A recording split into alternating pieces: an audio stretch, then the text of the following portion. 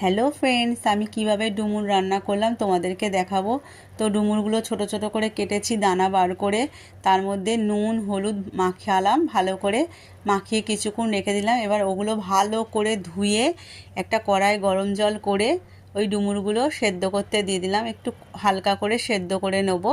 আর এইদিকে আমি মশলা বানিয়েছি, দেখো পেঁয়াজ আদা রসুন বাটা আর টমেটো কুচি, এখানে ডুমো ডুমো করে ছোট ছোট করে আলু কেটেছি আর চিংড়ি মাছ। তো তোমরা চিংড়ি মাছ দিলে দিতে পারো, আমি চিংড়ি মাছ দিয়ে করলাম, এটা নিরামিষও করা যায়। তো আমি চিংড়ি মাছ দিয়ে করলাম। চিংড়ি মাছটা হালকা করে ভেজে নিলাম।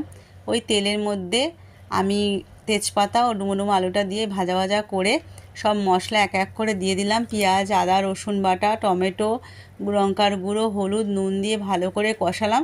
এবার তেলটা ছাড়লে ডুমুরটা দিয়ে দিলাম, দিয়ে কষিয়ে জল দিয়ে আমি চাপা দিয়ে দিলাম। এ দেখো চাপাটা খুললাম। তো চাপাটা খুলে একটু মাখা মাখা হয়ে আসবে যখন, আমি তার মধ্যে একটু গরম মশলা আর একটু মিষ্টি আর একটু ঘি দিয়ে দেবো, দিয়ে চিংড়ি মাছগুলো দিয়ে দেবো। দেখো আমার ডুমুর রান্নাটা হয়ে গেছে। তো কেমন হলো অবশ্যই কমেন্ট করে জানিও আমার ডুমুর রান্নাটা। তোমরা এইভাবে রান্না করো, অবশ্যই তোমাদের ভালো লাগবে।